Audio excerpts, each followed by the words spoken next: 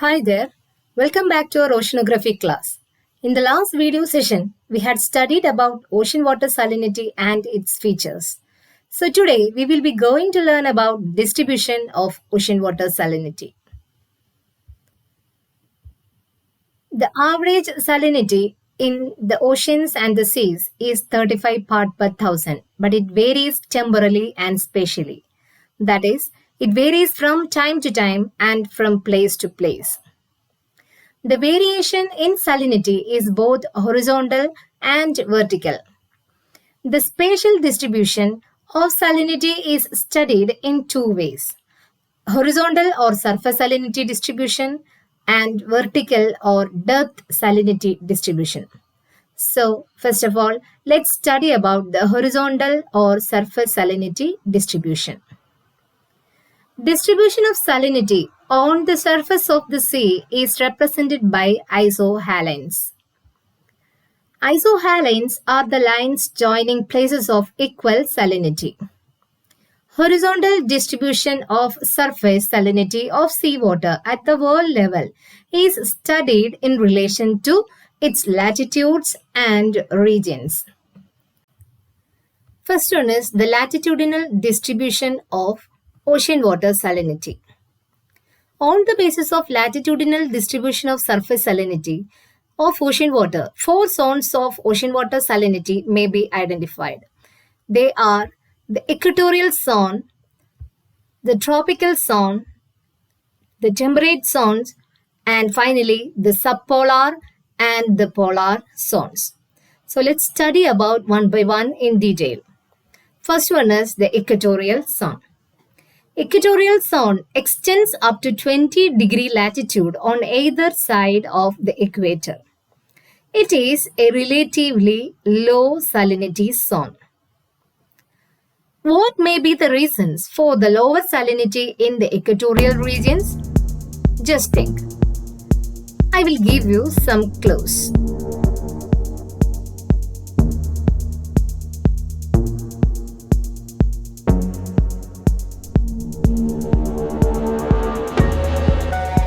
Got the answer?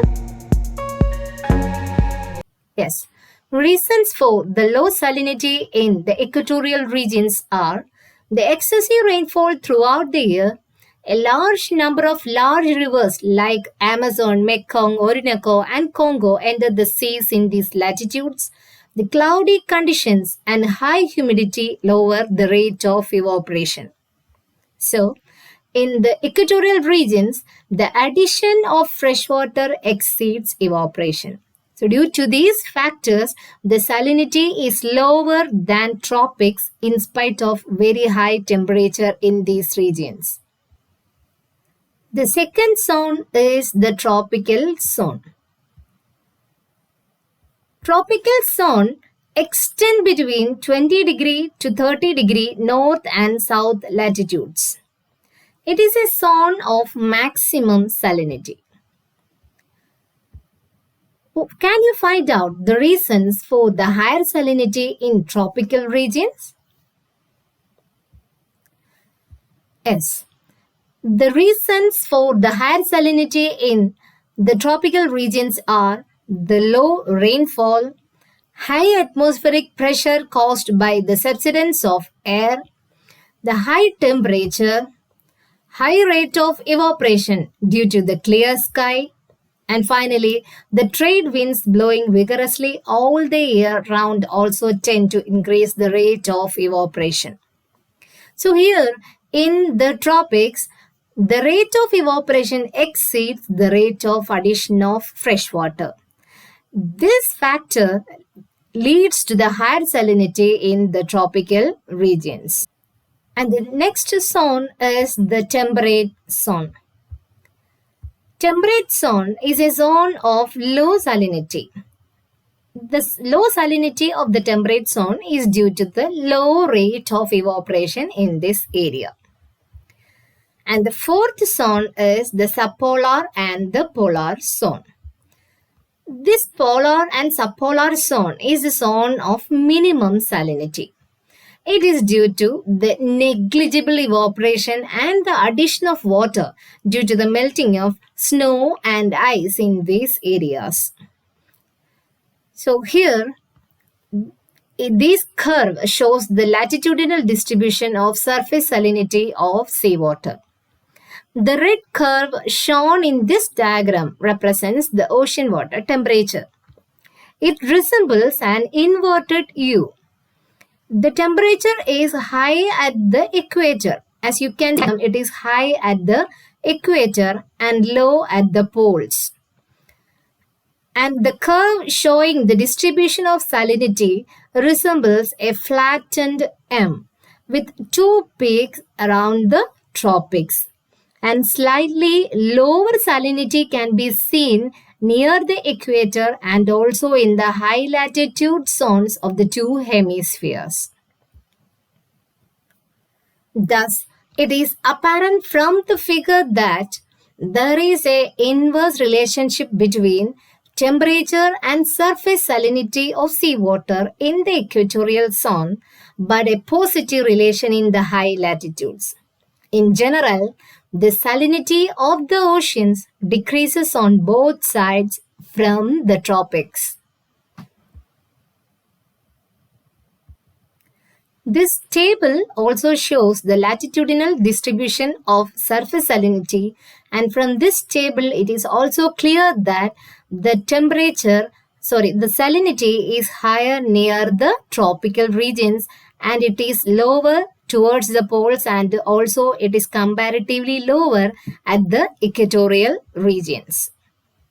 Then the second one is the regional distribution of salinity.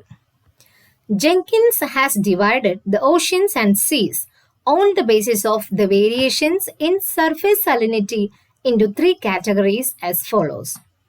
Seas having salinity above normal, seas having normal salinity, and seas having salinity below normal. Seas having salinity above normal. The examples for the seas which have salinity above normal are Red Sea, Mediterranean Sea, Persian Gulf, etc. Red Sea has a salinity of more than 41 part per thousand. As you know, Red Sea is a landlocked sea. Mediterranean Sea is also a landlocked one in Europe and it has a salinity of above 38 part per thousand. Persian Gulf lies in hot dry region and here the evaporation rate is very high and also the salinity sometimes reaches to 70 part per thousand. Then next one is the seas having normal salinity. Examples for those seas are Caribbean Sea and Gulf of Mexico, Bass Strait, Gulf of California, etc. The third one is the seas having salinity below normal. Some examples are the seas which have salinity slightly less than the normal are Arctic Ocean, North Australian Sea, Bering Sea, Okhotsk Sea, Japan Sea, China Sea, Andaman Sea, English Channel and Gulf of St. Lawrence. And the seas which have salinity much below the normal are the Baltic Sea and the Hudson Bay. Then about the marginal seas, the salinity distribution on the marginal seas. Let us take some examples for the marginal seas to show the salinity distribution. First one is about North Sea. The North Sea, in spite of its location in higher latitudes, records high salinity due to more saline water brought by the North Atlantic Drift. Then Baltic Sea records low salinity due to the influx of river waters in large quantity. Then third one is the Mediterranean Sea, which records higher salinity due to the high evaporation. And the salinity is however very low in the Black Sea due to enormous freshwater influx by rivers. Now about the salinity in the inland seas and the lakes. The salinity of the inland seas and lakes is very high because of the regular supply of salt by the rivers falling into them. These water bodies becomes progressively more saline due to evaporation. For instance, the salinity of the Great Salt Lake Ata in USA, the Dead Sea and the Lake Van in Turkey is more than 200 part per thousand. These are some of the water bodies which have higher salinity. Lake Van in Turkey, which has a salinity of 330 part per thousand, Dead Sea 238 part per thousand, and the Great Salt Lake in Ata 220 part per thousand. This is an image of Dead Sea. Do you know the peculiarities of Dead Sea? Here you can see a man is floating on the water and he is reading a newspaper. So let's study about some of its features. The Dead Sea is a salt lake bordered by Jordan to the east and Israel and the West Bank to the west. Dead Sea is the Earth's lowest elevation on land. It is the deepest hypersaline lake in the world. This high salinity makes for a harsh environment in which plants and animals cannot flourish, hence its name Dead Sea. It has a density of 1.24 kilogram per liter, which makes swimming similar to floating. So, these are about the horizontal distribution of salinity. Now, let's study about the vertical or depth salinity distribution. So far as the vertical distribution of salinity is concerned, there is no definite trend can be spelled out because both the trends of increase and decrease of salinity with increasing depth have been observed. Here I will explain some characteristics of vertical distribution of salinity. In high latitudes, salinity increases with increasing depth from 300 meter to 1000 meter and it becomes more or less constant beyond 1000 meter depth. So this red line represents the salinity change in the high latitude regions. From 300 meter to 1000 meter depth, you can see a rapid increase in the salinity.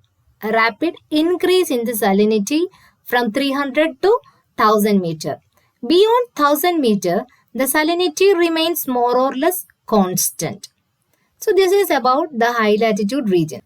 Then what about the salinity in the case of low latitudes? In low latitudes, the salinity decreases with increasing depth from 300 meter to 1000 meter and it becomes more or less constant beyond 1000 meter depth. This line represents the salinity distribution or the depth salinity distribution in the low latitude regions. So here you can see from 300 meter to 1000 meter range or depth, the salinity, there is a rapid decrease in salinity in the low latitudes and beyond this 1000 meter again it remains more or less constant. So in the high latitudes and low latitudes there is a rapid decrease or increase. That is, there is a rapid change in the salinity, whether it is decrease or increase in the 300 or 300 to 1000 meter range. In general, there is a rapid change of salinity, both increase and decrease in depth zone of 300 meter to 1000 meter. This zone of steep gradient of salinity is called halocline. So this zone from 300 meter to 1000 meter area is known as halocline, where the salinity increases or decreases, and the zone is, that means there is a rapid change in the salinity, rapid change in the distribution of salinity from 300 meter to 1000 meter depth, and this zone is known as halocline. The region of rapid change of salinity with depth is known as halocline. At the equator, salinity is low at the surface. Higher salinity is noted below the water surface. It again becomes low at the bottom. So this is about the vertical distribution of salinity. That's all for now.